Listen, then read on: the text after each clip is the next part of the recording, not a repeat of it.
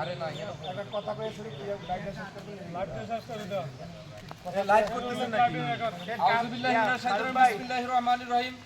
সম্মানিত গ্রামবাসী ও মুসল্লিগণ, আজকে আমরা যে বিষয় নিয়ে এখানে দাঁড়াইছি সেটা হলো যে আমাদের গহিরভাঙ্গা দক্ষিণপাড়া অস্থায়ী মসজিদের যে ভিত্তি নির্মাণ উপলক্ষে আজকের এই অনুষ্ঠান।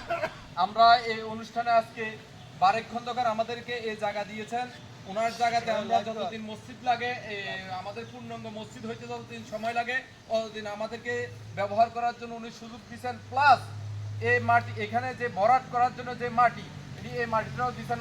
আর এই মসজিদ নির্মাণের, অস্থায়ী মসজিদ নির্মাণের অর্থায়নে যারা আমাদেরকে অর্থ যোগান দিতেছেন তারা হলেন প্রবাসের থেকে, আমাদের বিভিন্ন দেশ থেকে, প্রবাস থেকে যারা আছেন এর মাধ্যমে গুটি কয়েকজন আমাদেরকে দিচ্ছেন এবং কি অন্যরা আমাদেরকে এই সহায়তা করবেন।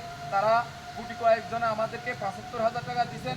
আর আমাদের মাঝে যদি কেউ আমরা উপস্থিত থাকি এখানে আসি বিদায় যদি বলতে পারি যে কিছু টাকা দিব, তাহলে আমাদের যে ১ লাখ টাকা আমরা একটা ব্যয় ধরা হয়েছে অথবা একটা বাজেট করছি, এই বাজেটে হয়তো কম বেশ হতে পারে, কিন্তু এখান থেকে আমরা শুরু করে এই ২৫,০০০ টাকা যদি আমাদের মাঝে কেউ দিয়ে থাকে অথবা সবাই ভিন্ন ভিন্নভাবে ৫ টাকা ১০ টাকা করে হলেও যদি দিয়ে থাকেন, তাহলে আমরা সবাই এখানে এই অস্থায়ী মসজিদের কাজের জন্য উপকৃত হবো এবং আমরা গ্রহণ করবো।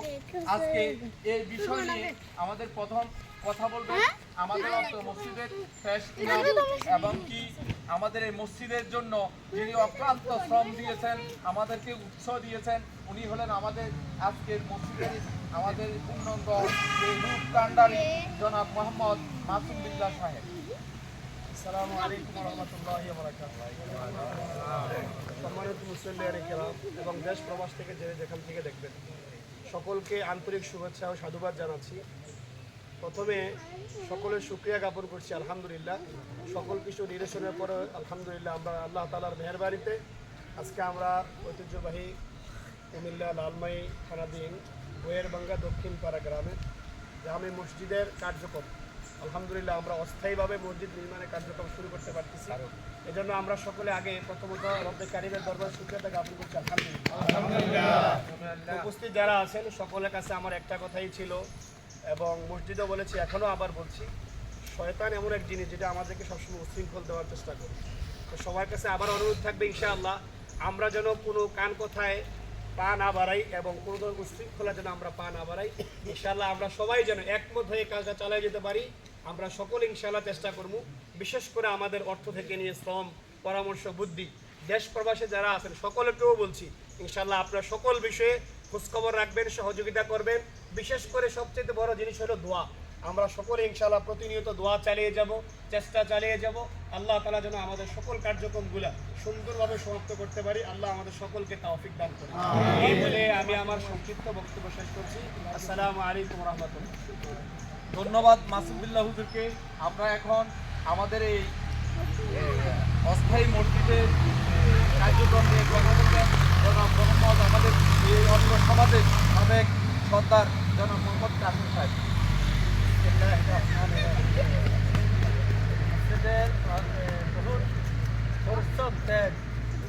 স্বীকার করি আমরা এত দূরের জন্য আজ ২২ বছরের জন্য অবলিত। এখন আমরা যেভাবে হোক আল্লাহর রহমতে আমরা দেশবাসী সবাই সমাজবাসী এক হয়ে মসজিদের কাজ করতে পারতেছি। এটাতে আমরা আল্লাহর রহমতে অশেষ শুকরিয়া জ্ঞাপন করছি। ধন্যবাদ কাসেম সাহেবকে।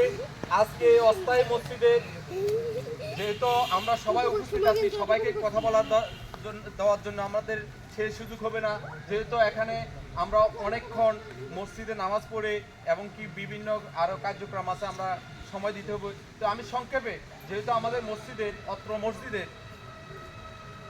অতীতের সভাপতি মানে আগের যে সভাপতি ছিলেন উনি একটু কথা বলবেন, যারা খন্দকার ওয়াহাব সাহেব।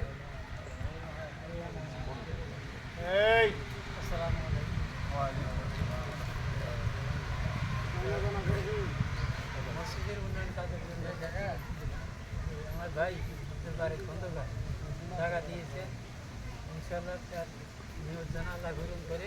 আপনারা সবাই সহযোগিতা করবেন যাতে করে এটার মধ্যে কোনো বিশৃঙ্খলা সৃষ্টি হয়, এটা অনুরোধ আমার রইল, যাতে করে যে নিয়তে দিতে তার নিয়ত যেন পুরো না ঘরে কোনো অসুবিধা না হয়, এই জন্য আমি সবার সাথে সহযোগিতা কামনা করছি। এগুলো আমার তো ধন্যবাদ ওয়াব খন্দকারকে। আজকে আসলে যার এই অস্থায়ী মসজিদে যার উদ্দীপনা এবং কি যার অনেক পরিশ্রমের কারণে এই জায়গা আমরা পেয়েছি, উনি হলেন বারেক খন্দকারের একমাত্র ছোট সন্তান। আমি অনুরোধ করব এই মসজিদ সম্পর্কে এবং কি জায়গা সংক্রান্ত বিষয় নিয়ে উনি একটু আমাদেরকে আলোকপাত করবেন। কি কি আছে? আসলে আমাদের প্রথমে নুরুলকে 3টে জায়গা চয়েস করে বলছি এখন এই জায়গাতে যেই জায়গাতে কোনা ফুটতো একটু বলিয়ে বাড়া আমার আব্বার লগে কথা বলছি, তখন হয়তো কোনো সমস্যা নাই, তারা হয়তো কোনো দিন কিছুদিন লাগবো, আমি কই না কিছুদিন প্রয়োজন, আমরা 2 বছর লাগবে সর্বোচ্চ, তাও না। তারপরে আমি নুরুলকে জানাই আর আমরা সবাই আসবেন তো। আমরা পরিবার করতে ইনশাআল্লাহ আল্লাহর জন্য আর আমাদের আমাদের দিন সময় লাগে ইনশাআল্লাহ মসজিদ কাজ করার জন্য সহযোগিতার জন্য আমরা আল্লাহর জন্য আমরা ইনশাআল্লাহ ব্যবহারের জন্য অনুমতি দিয়ে দিচ্ছি। আমি একটু সবার সামনে একটু আপনাকে একটু জানান দেওয়ার জন্য সবাইকে একটু আপনাকে একটা প্রশ্ন করব। সেই কথাটা হলো এটাই যে আমরা যে অস্থায়ী মসজিদের জায়গা দিচ্ছি, আপনাদের কোনো জোর পূর্বক আমরা কোনো আপনাদের থেকে জায়গা নিচ্ছি, এটা তো হয়তো তারপরে দেখা এটা গেছে একটু যে কি সাবিলিল্লাহ আপনারা দিচ্ছেন কিনা? সাবিলিল্লাহ বলিয়ে আমরা যতদিন আমরা ওই যতদিন মসজিদ মসজিদ না হবে ওই দিন পর্যন্ত আল্লাহর রাস্তায় এটা ধন্যবাদ। এখন আমাদের আসলে সময় স্বল্পতার কারণে আমরা আর কথা দীর্ঘ না করে এখন আমরা কি আগে মিলাদ করব না কি মাটি কূপ দিয়ে ইয়া দিব, এটা সবার সম্মতি